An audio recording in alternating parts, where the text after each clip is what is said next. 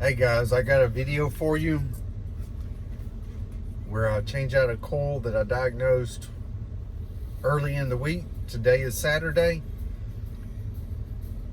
and it gave me a common problem that we have when we pump a system down and try to pull a vacuum.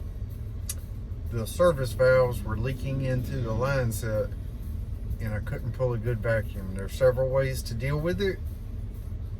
I'm interested to see how y'all deal with it. But here comes that video.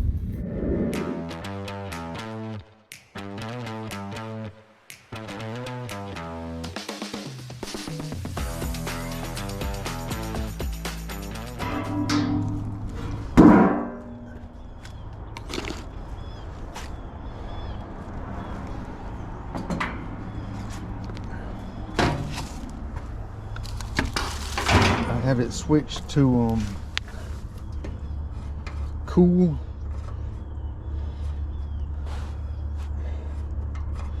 Inside, so I should be able to just push in the contactor and pump this down.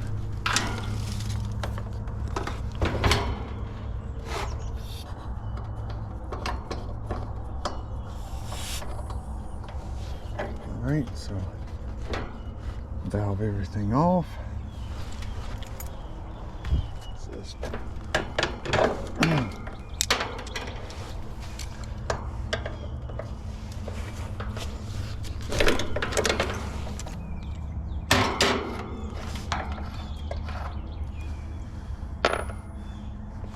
Alright, what did I do with that?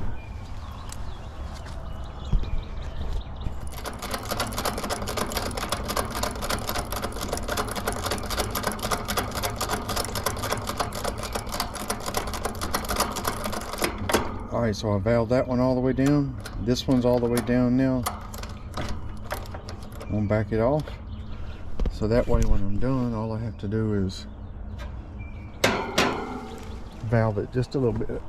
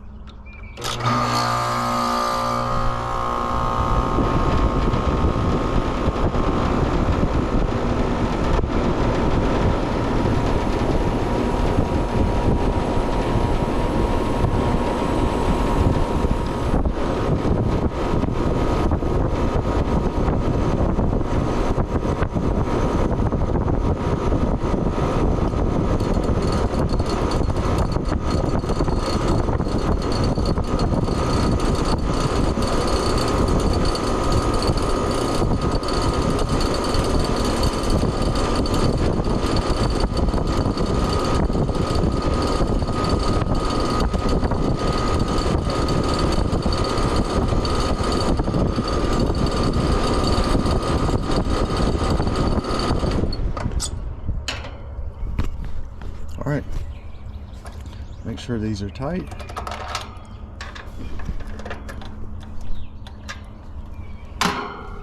Oh.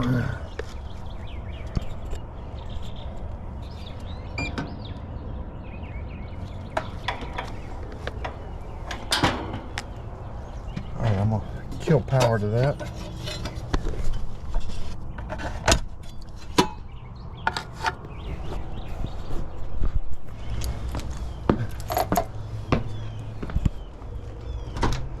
Coming in.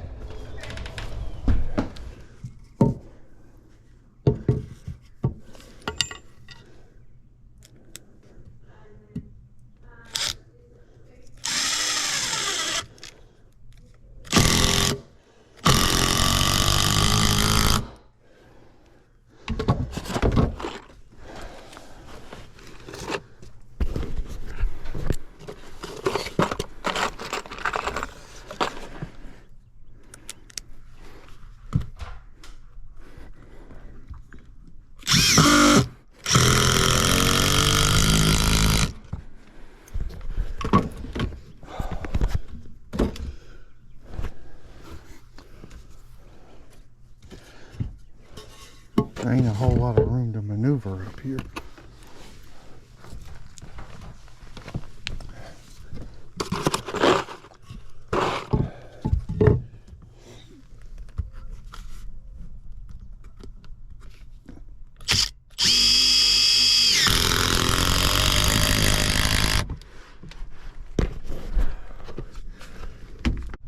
That might not be pretty, but it's better than what I had.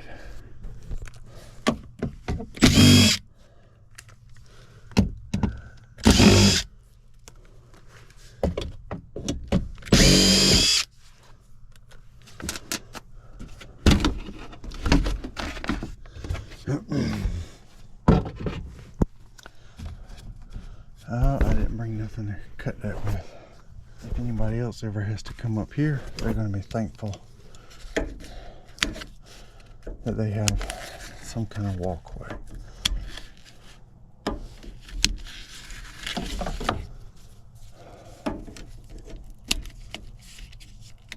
Man, that bulb is way down there.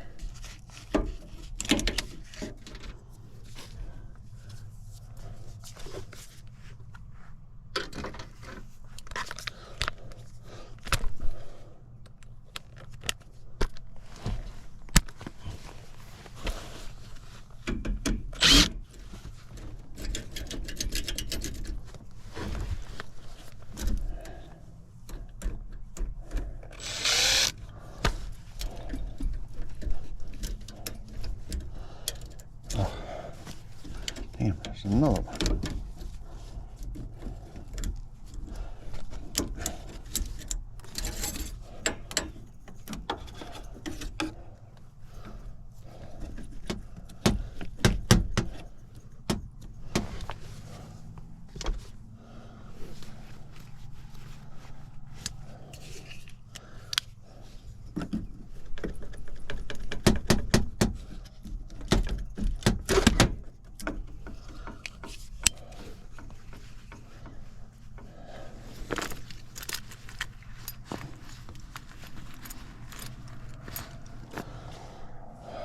All right,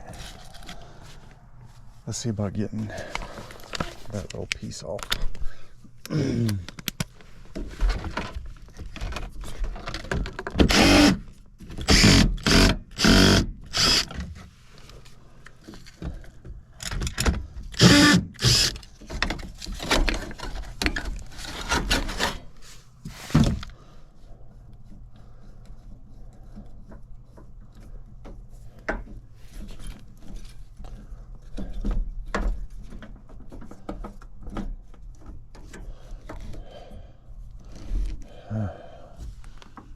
That's wobbling all over the place.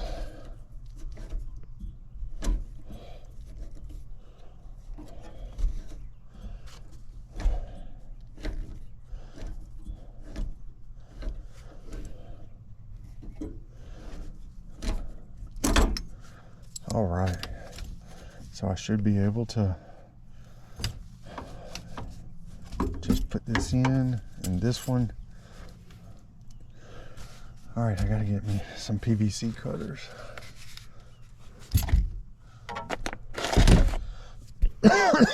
Yeah, that's a lot nicer than the way it was. Let's get this coil pulled out and we'll install the other one.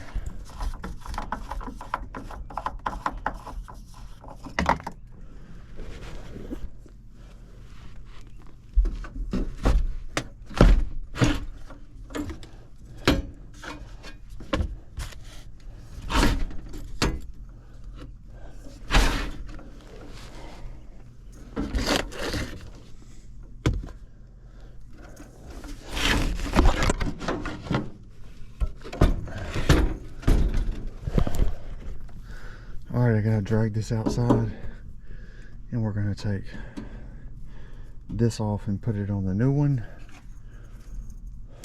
and bring the new one up here.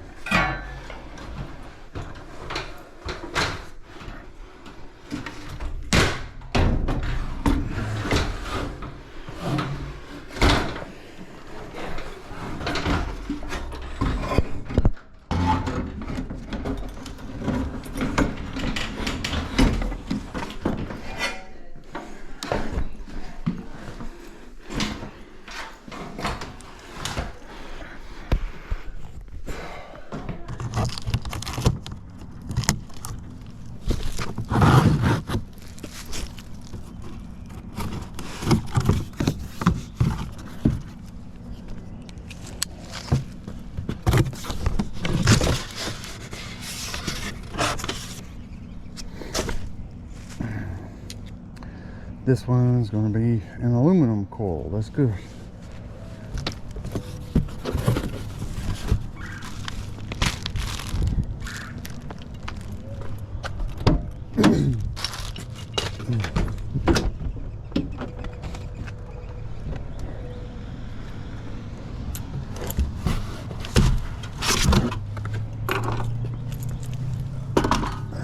Alright, like I said, this piece needs to come off of this and go in here.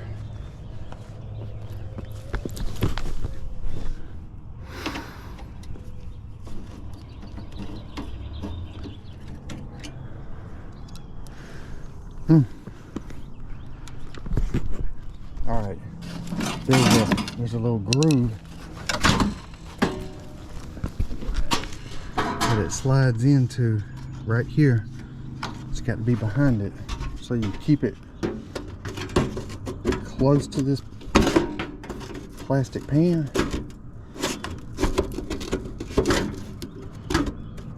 Looks like it's easier said than done.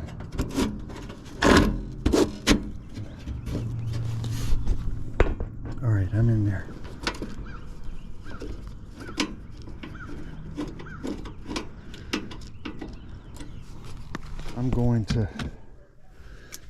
I'm going to get this in place and then get my torches up here.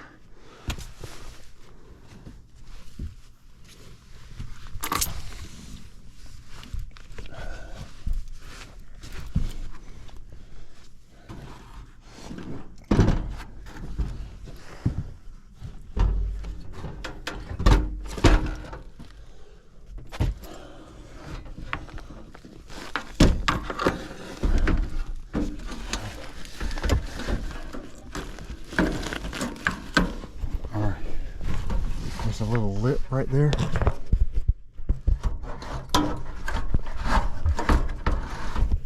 Got to get that to go in the lip.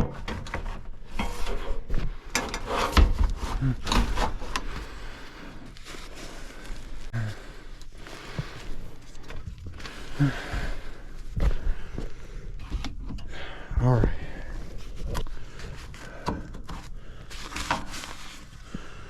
I think down here on the bottom, it just, let me look real quick. Yeah, it just slides up against that other lip.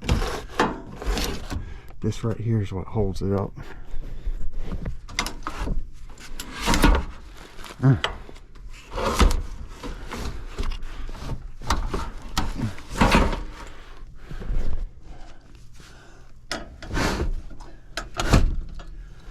All right, I need my torches, these two little plugs, and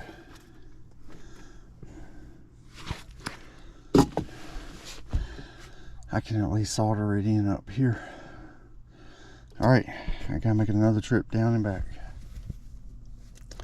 It's really hard to wear a mask, but like I said, that insulation gets to me. Ow.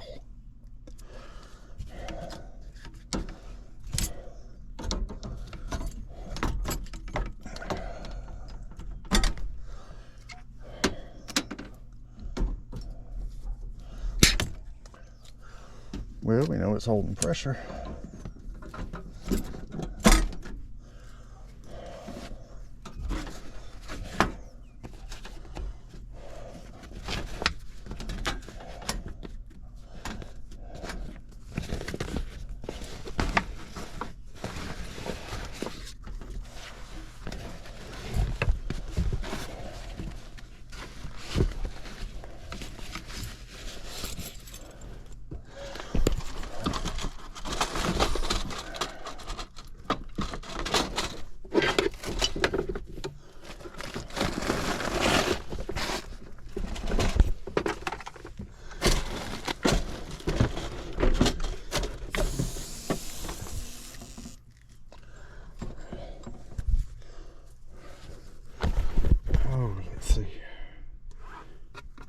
Need a sparker.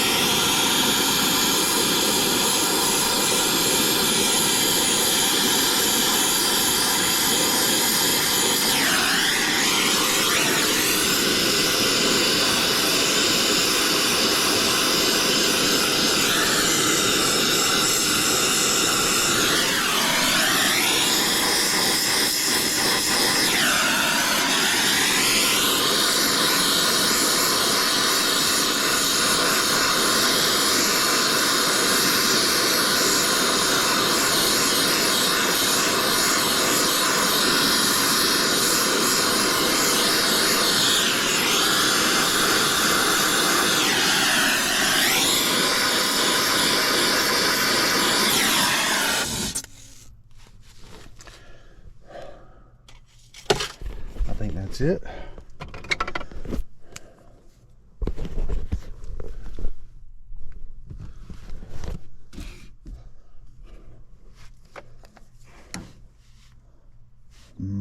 It's hard to.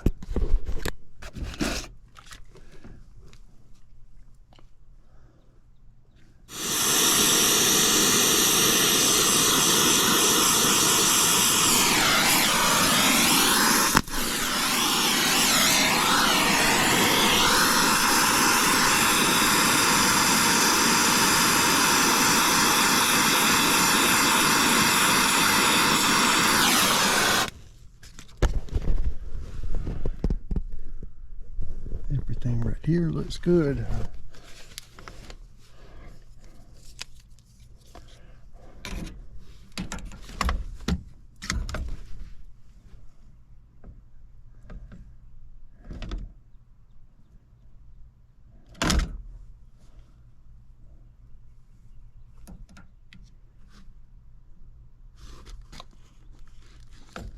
Yeah, that looks good. I'm gonna put a little more heat on that, and it's got plenty of solder. I'm just going to round it out into a nice smooth finish.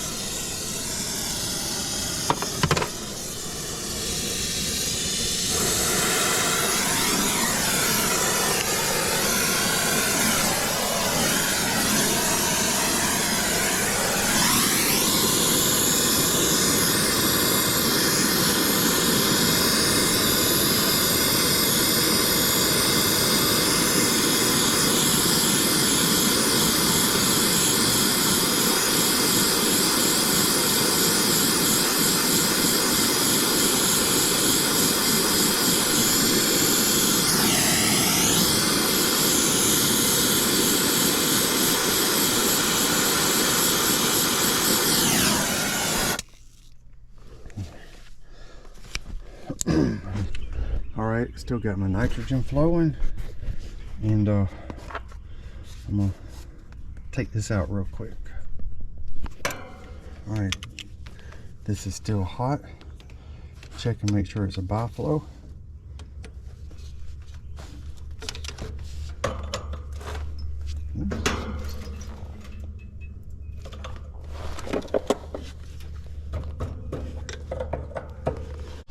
Alright, I'm going to try to use a smaller flame because I can set this on fire as well as those.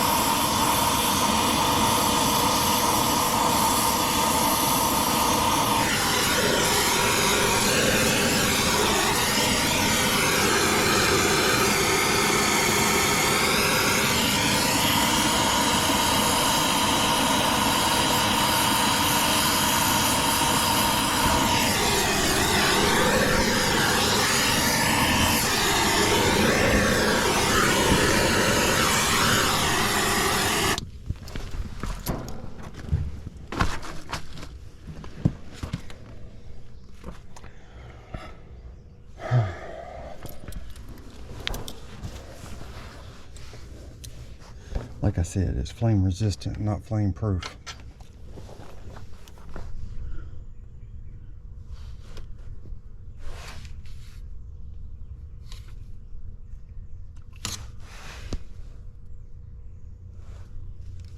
This that I'm using right here is called a mag knob.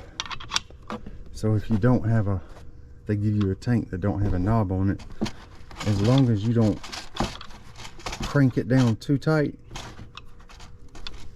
you can just valve it off like that.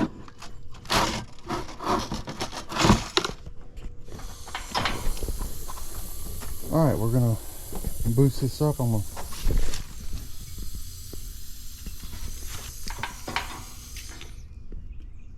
gonna try to get that over 200.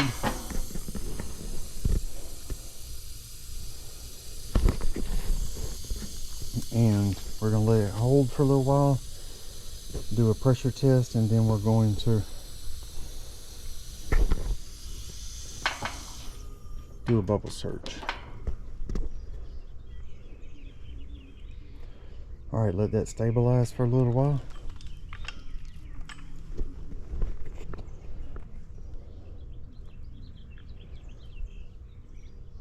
All right, let me see. Test tightness. All right, we're gonna let that run for about 10 minutes, I think.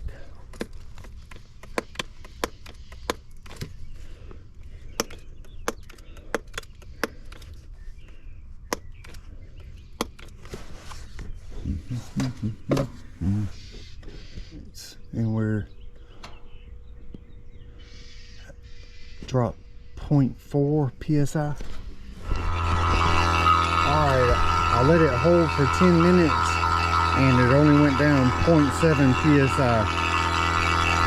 I'm starting this with the ballast open. I'm going to try to let it get down to where it shows microns before I close it.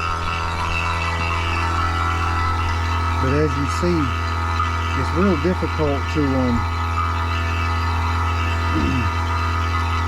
you know, like remove the Schrader cores, and I could remove this one, but I would not be able to remove that one, not with a core removal tool. So this is how I've got it right now. It's not ideal, but I got a lot of work to do. Whew. I got that pulling the vacuum outside, and I am gonna try to put all this together.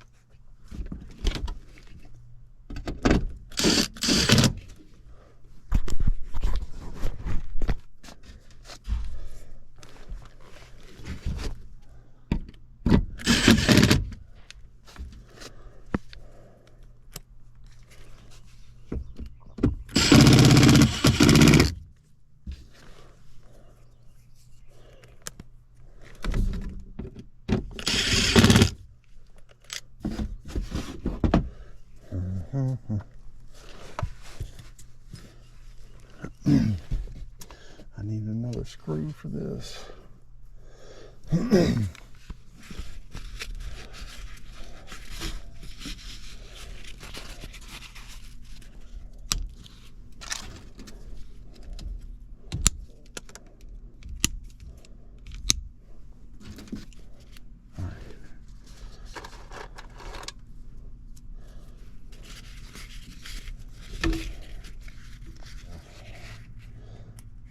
I hurt my back last year, and before I started making videos, or maybe it was after, I'm not sure.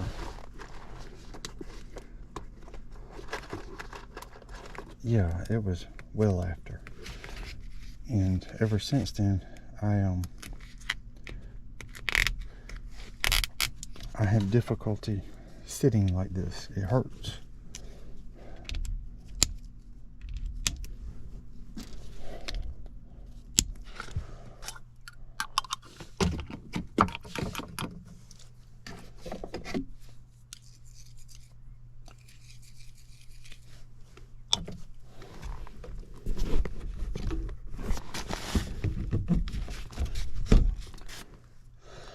All right.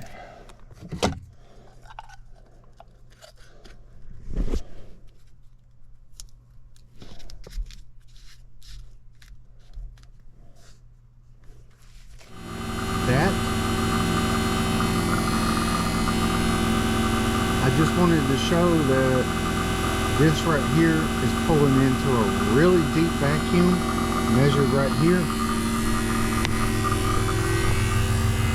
But measured down there, it's just 10,000 microns. Excuse me, 9,500. That's a big difference. I know this is right at the pump, but yeah, there's something. I'm beginning to think there's something wrong with that micron gauge. I'd like to have a way to just valve off the vacuum pump and watch it for just a second. Alright, the problems I was having with the vacuum are because my shut-off valves were leaking, but now my air handler ain't working, so I gotta go back up top and figure out what's going on. Not real sure how that happened. I don't know if I did it or what, but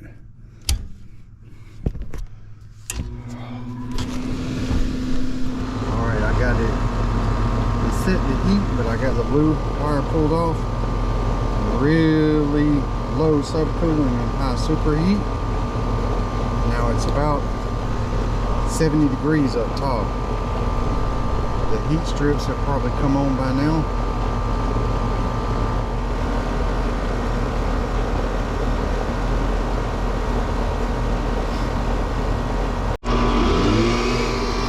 I'm running it in heat right now.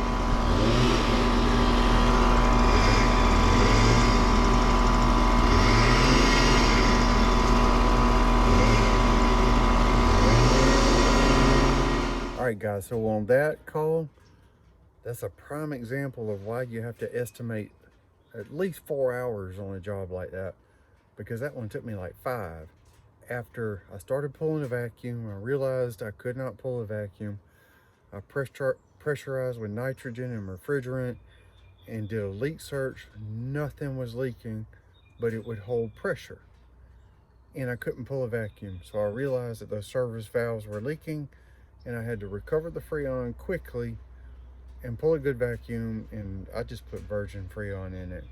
So yeah, that one took me about 5.5 hours, when normally an evaporator coil is 2.5, 3. Hey, you can't win them all. Thanks for watching, guys.